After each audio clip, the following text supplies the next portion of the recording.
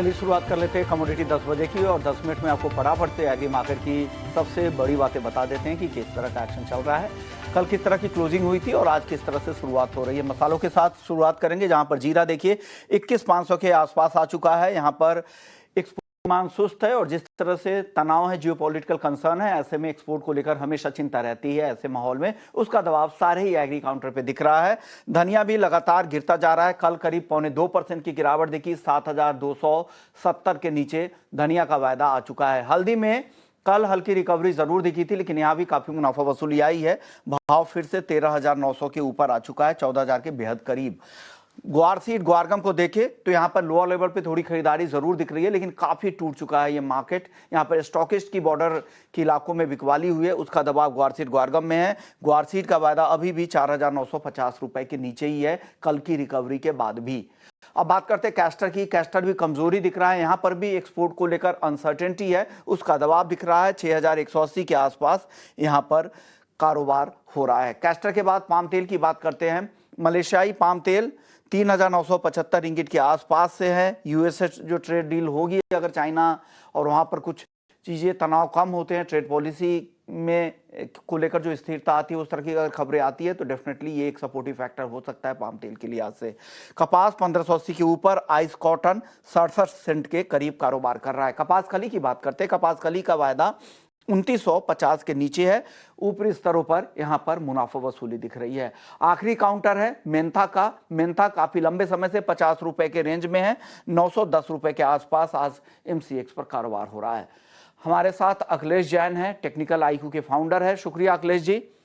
शुरुआत मसालों के साथ करेंगे। सर बताइए, हल्दी, जीरा और धनिया, इन तीनों पर आपकी राय क्या बन रही है अब? नमस्ते नमस्ते शुभमोहन सर। जी। देखिए काफी मिला जुला व्यापार देखने को मिला है तीनों ही स्पाइसेस काउंटर के अंदर।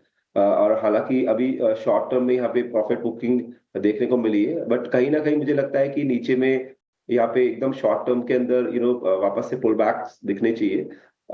लेवल स्पेसिफिक बात करें तो मुझे लगता है कि धनिया एक अच्छे लेवल स्तरों पर है। मुझे लगता है कि 7250 के आसपास धनिया का कॉन्ट्रैक्ट कहीं मिलता है, तो यहाँ पर 100 से 125 पॉइंट्स का नीचे स्टॉप लॉस लगा के अराउंड 7100 यहाँ पर एक बार खरीदारी करनी चाहिए। एक दो दिन के लिए मुझे लग रहा है कि भाव वापस से एक बार पुल बैक ले सकते हैं और हम 76 77 के आसपास तक ये प्राइस देख सकते हैं। वहीं जीरे में हमने देखा था कि लास्ट टाइम जब इसने बॉटम बनाया था तो कहीं 21,200 के आसपास यहाँ पे एक बॉटम बनी थी और यहाँ पे एक अच्छा खासा पुल बैक देखने को मिला था। तो प्राइजेस वहीं पे ही वापस से आ गए हैं। तो मुझे लगता है कि as per the risk reward यहाँ पर भी खरीदारी करना चाहिए और अराउंड 21,200 21,000 के प्राइस आसपास मिलते हैं, तो यहाँ पर खरीदारी करनी चाहिए।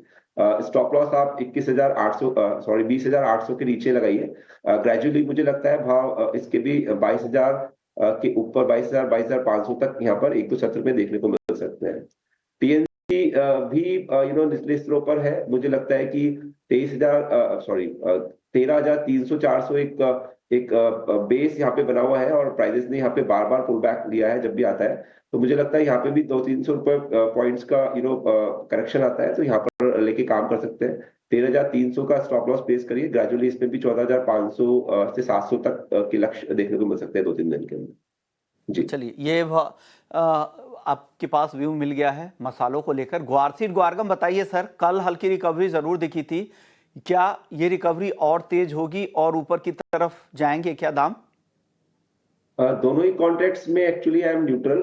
यहाँ पर ऐसा कुछ बहुत कुछ एक्टिविटी देखने को नहीं मिलनी चाहिए। मुझे लगता है स्टिल दोनों ही कॉन्ट्रैक्ट्स प्रेशर के अंदर रहेंगे। छोटा मोटा पुल बैक आ सकता है, बट स्टिल मुझे लगता है कि 5150 गंवार सीड और 9800 ये क्रूशियल रेजिस्टेंस है। तो जब तक ये कॉन्ट्रैक्ट्स इन लेवल्स के ऊपर मेंटेन नहीं करते तो जो कारोबार है वो साइडवेज नेगेटिव ही रहेगा।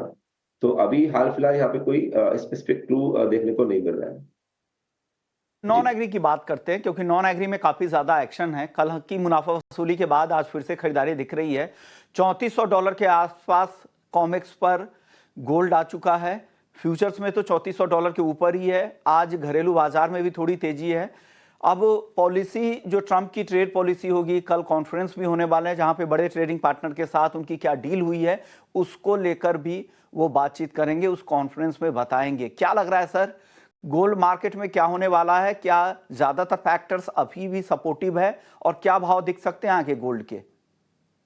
देखिए एज सच जो फंडामेंटल बैकग्राउंड है वहां पर एज सच कोई नेगेटिव यहाँ पर चीजें नहीं दिख रही हैं। Still fundamentals are positive. कल फेड चेयरमैन ने जो स्टेटमेंट दिए against they fueled up about the uncertainties, काफी अनसर्टेन एनवायरनमेंट है। और ट्रेड जो कंसर्न चल रहा है ट्रेड वॉर को लेकर, अभी भी लगता है कि यहाँ पर कुछ इश्यूज हैं। तो मुझे लगता है कि जो एनवायरनमेंट है वो काफी टीम है स्टिल। यहाँ पर पहले सत्र के लिए, क्योंकि इवनिंग के अंदर नॉन फर्म पेरोल्स की डेटा भी है और number of datas are there, तो मुझे लगता है कि मॉर्निंग सत्र के लिए केवल यहाँ पर एक बार 96,800 के आसपास का स्टॉप लॉस प्लेस करके खरीदारी करनी चाहिए। ऊपर में मुझे लगता है 97,500 550 तक देखने को मिल सकते हैं। हालांकि ओवरऑल स्ट्रक्चर अभी काफी म्यूटेड लग रहा है। मुझे लगता है कि सोना 3450 के आसपास एक अपर कैप रेजिस्टेंस फेस करेगा। तो फ्रेश अगर आपको लॉन्ग टर्म कोई भी खरीदारी करनी है तो इस लेवल्स का वेट करना पड़ेगा। जब तक 3450 के ऊपर सोना कारोबार नहीं करता, तब तक यहाँ पर जो ट्रेड है वो म्यूटेड और साइडवेज ही रहना चाहिए। तो मॉर्निंग सत्र के लिए 96,800 के स्टॉप लॉस से आप बाय कर सकते हैं। और अगर सोना 97,500 के आसपास मिलता है तो वहां प्रॉफिट बुकिंग करनी चाहिए। जी, चांदी में बताइए सर, चांदी कैसी दिख रही है आपको? चांदी भी स्टिल अभी मुझे लग रहा है पॉजिटिवनेस यहाँ पे रहनी चाहिए मॉर्निंग सत्र के अंदर, और घटे में इसमें खरीदारी करके ही काम करना चाहिए। मुझे लगता है कि 95,600 700 का स्टॉप लॉस प्लेस करके यहाँ पर खरीदारी करें डिप्स पे। और लग रहा है कि 97,000 प्लस के आसपास यहाँ पे भी इवनिंग में एक बार डाटा से पहले भाव देखने को मिल सकते हैं। ओके, तो दोनों ही कॉन्टेक्स्ट के अंदर निचले स्तर में बाय ऑन डिप्स रख सकते हैं, स्टॉप लॉस ध्यान रखते हैं। दोनों ही कॉन्ट्रैक्ट सोना और चांदी डिप में बाई खरीदने की सलाह है। कच्चे तेल की बात करते हैं सर, कच्चा तेल कैसा दिख रहा है यहाँ से? क्या तेजी और रिकवरी का जो दौर चल रहा है ये आगे और बढ़ सकती है क्या? स्ट्रक्चर पॉजिटिव है, बट अगेन बिकॉज थोड़ा सा यहाँ पे वेट करना पड़ेगा निचले स्तरों पर खरीदारी का। बट स्टिल मुझे लगता है एक बार यहाँ पर थोड़ा प्रॉफिट बुकिंग रह सकता है इवनिंग सत्र से पहले। तो मुझे लगता है करंट मार्केट से लेकर अप टू 5,030-40 तक भी भाव मिलते हैं तो यहाँ पर सेल करके काम करना चाहिए। स्टॉप लॉस 5,075 का प्लेस करें। ग्रेजुअली भाव यहाँ पर 4900 के आसपास देखने को मिलना चाहिए। तो फॉर मॉर्निंग सेशन यहाँ पर सनराइज की रणनीति रखनी चाहिए। ओके, सनराइज की स्ट्रेटजी के साथ कच्चे तेल में काम करने की शुक्रिया अखिलेश जी, आपने वक्त निकाला, हमारे दर्शकों को बताया कि उन्हें क्या करना है नॉन एग्री और एग्री मार्केट में।